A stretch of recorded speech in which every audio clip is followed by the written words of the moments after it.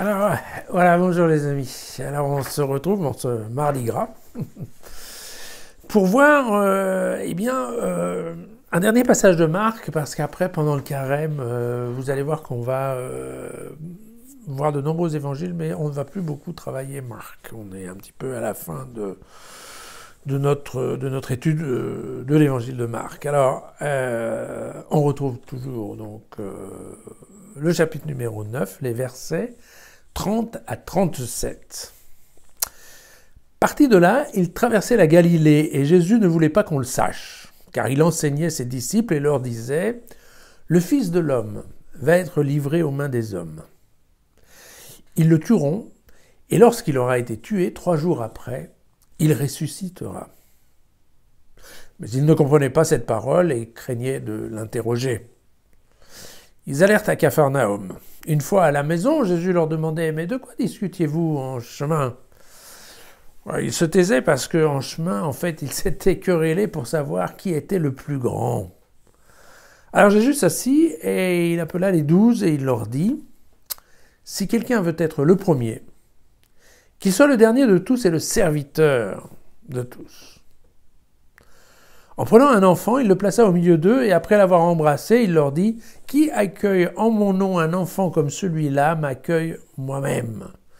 Et qui m'accueille, ce n'est pas moi qui l'accueille, mais celui qui m'a envoyé. » Voilà. Alors, on en est maintenant, voilà, vous avez vu, vous vous souvenez, on a déjà eu une première annonce de la Passion et de la Résurrection qui nous a été faite au chapitre 8, au verset 31. Vous savez, c'était il y a quelques jours.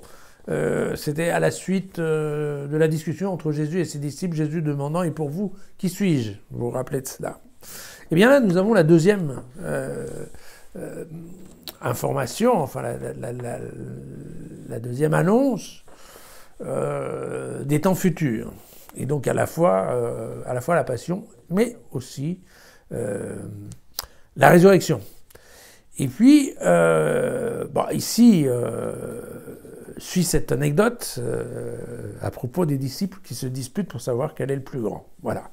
Et donc, en fait, Marc insiste, cette fois-ci, sur l'opposition, sur la différence qu'il y a entre, d'un côté, Jésus, le maître qui pense à sa mort, et de l'autre côté, les disciples qui, eux, se disputent pour savoir qui est le plus grand. Ça paraît complètement, un décalage complètement fou. Vous vous souvenez que Marc aime bien, quelque part, considérer que les disciples n'y comprennent pas grand-chose. Eh bien, vous voyez, là, c'est un petit peu ça. On a l'impression que les gamins s'amusent, alors que ce n'est pas du tout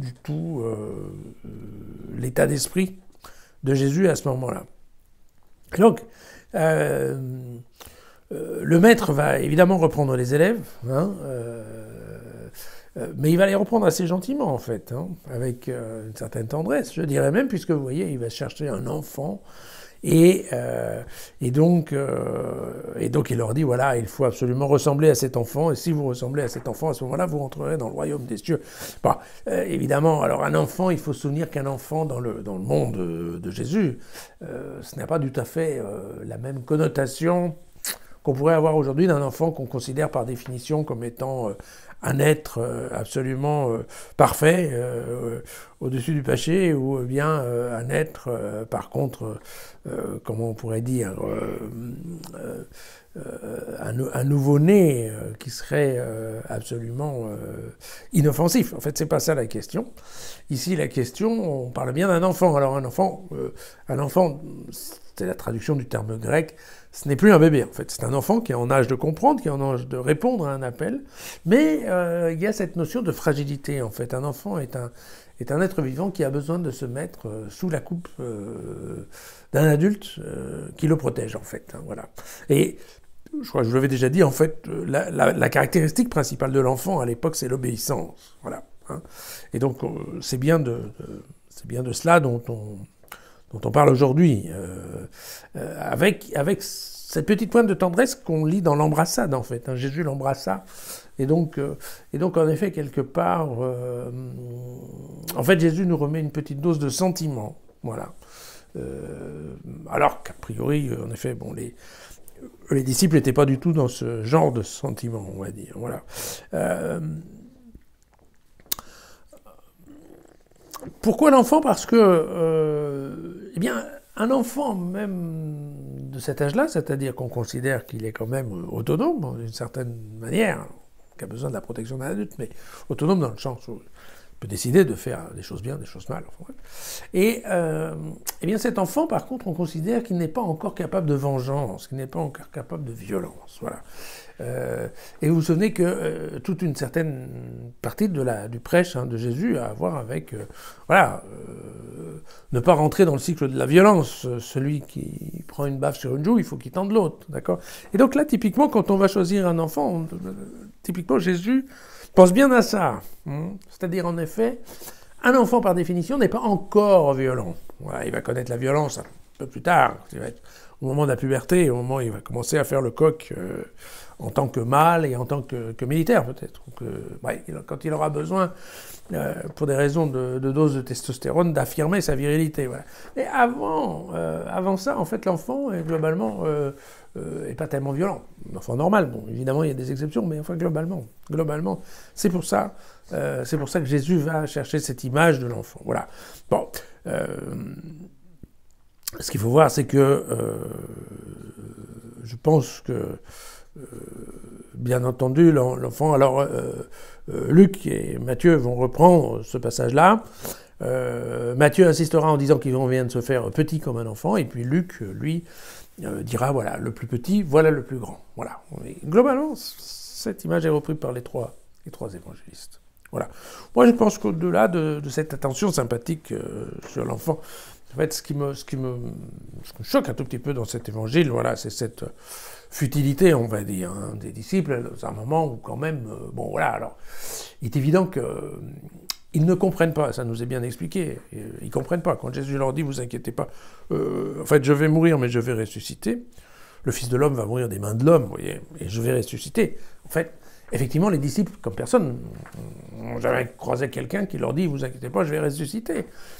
Ils connaissent l'idée de la résurrection, ils savent que l'idée de la résurrection est liée à la volonté de Dieu. Il doit y avoir déjà des cas de gens qui ont été ramenés à la vie. Par contre, que quelqu'un dise « non, moi je vais mourir et je vais ressusciter », ça c'est le verbe transitif, vous voyez. Il n'est pas vraiment connu. Donc en effet, bon, bah, on en avait parlé, bon, les disciples ils comprennent rien, pas plus à la deuxième annonce qu'à la première en fait. Donc bon, ils n'ont rien compris, et comme ils n'ont rien compris, ben, eux ils ont plutôt décidé voilà, de rester une discussion tout à fait futile, de savoir, oui, ça va être moi le premier des disciples ou non, ça va être toi, enfin bon, ce genre de discussion. Et donc, vous voyez, cette différence, voilà, à mon avis, abyssale. Jésus est en train de dire à ses disciples qu'il va mourir, quoi, qu'il va être torturé et qu'il va ressusciter. Et les autres jouent. Voilà. Et ils jouent à savoir qui va être le plus grand. Voilà. Alors non seulement dans ce passage-là c'est choquant, mais parfois, vous savez, quand Marc il parle des disciples, enfin les évangélistes en général, quand ils utilisent le mot des disciples, il y a bien entendu, il y a la notion, voilà, il y a les 12, vous voyez, là il explique aux 12. Donc il y a les 12, après il y a les disciples, et après il y a quelque part l'Église. Et donc voilà, c'est un passage qui effectivement, bon, même encore aujourd'hui, voilà, on a un petit peu envie de dire, quand on voit un certain nombre de choses, on a envie de dire à certains, enfin bon, voilà, je ne donne pas les détails, mais certains évêques, certains membres du clergé, on a envie de leur dire, écoutez, arrêtez de jouer. Voilà, à demain.